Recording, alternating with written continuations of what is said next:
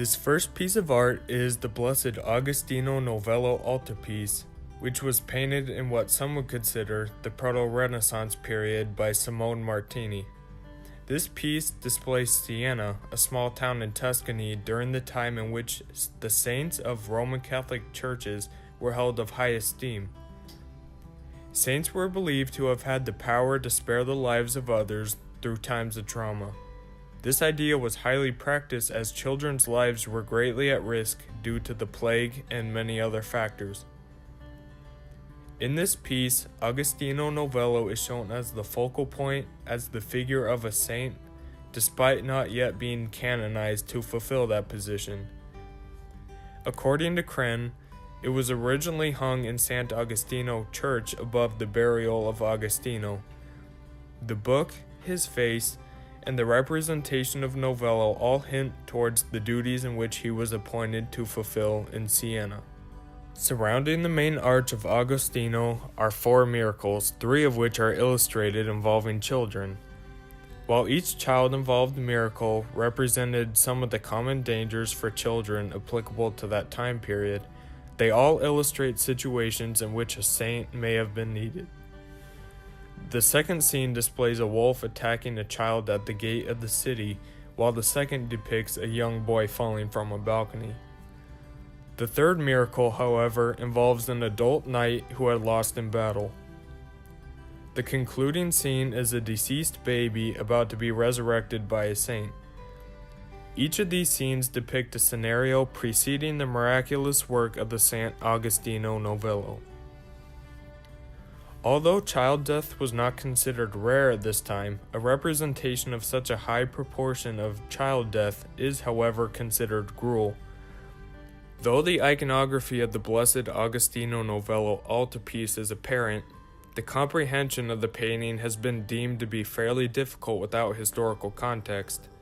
It is understood that children's deaths were used to elicit sensitivity and compassion from the viewers to illustrate the ultimate power of the saint. Yes, a saint could help in the resurrection of any life according to them, but illustrating the resurrection of a child reveals just about how powerful and compassionate saints supposedly were.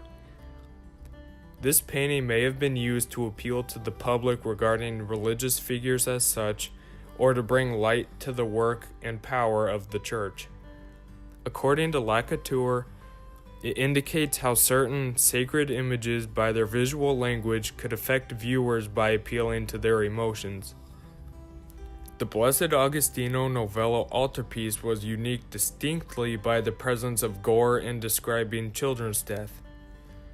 This reveals that the altarpiece did more than illustrate the power of the saint. It was used to relay an educational message regarding child death. It stressed the importance of child care due to the high mortality rate of children. The only way this message could be effectively portrayed was if it appealed to the emotional side of people by presenting gory scenes. Child death was frequent, but the aim of this piece was to not allow it to be considered normal. The second painting is titled Appearance Behind Locked Doors, done by Duccio di Buonsigna. Duccio is an Italian artist in the late Gothic period. He produced this piece approximately from 1308 AD to 1311 AD. The painting itself is a part of a polyptych, which is a part of a predella. A polyptych is an altarpiece painting that is painted on both sides. A predella is a series of images that are attached to the top and bottom of a painting, used to describe or depict certain scenes.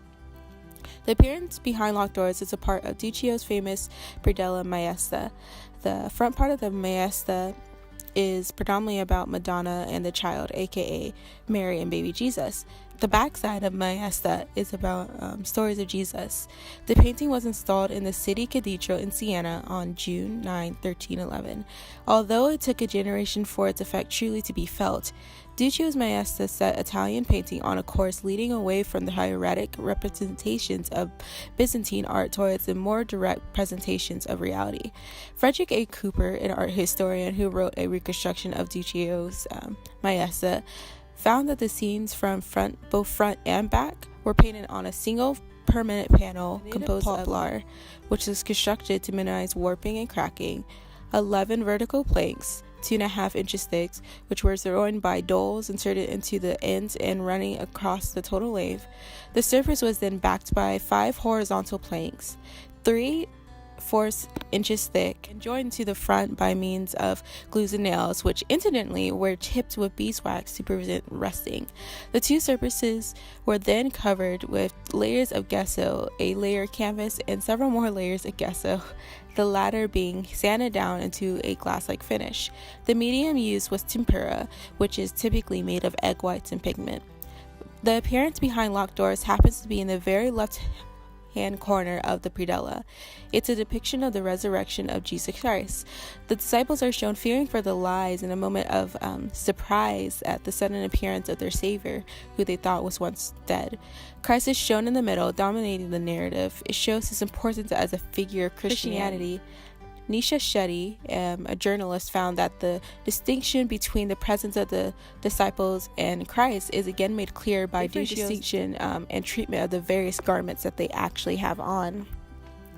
Christ's garments are portrayed in a magnificent manner. Seems to be lined with gold, while the disciples have bland clothes on. Currently, the appearance behind locked doors is held at the Siena. In 1771, the Maesta was cut into pieces so that all the artworks would be on their own. The appearance behind locked doors is about 15 by 21 inches by itself, and the entire Maesta is about 7 feet by 13 feet and has about 70 more pieces within it. The appearance of the locked door adds to the iconography theme of Madonna and the Child.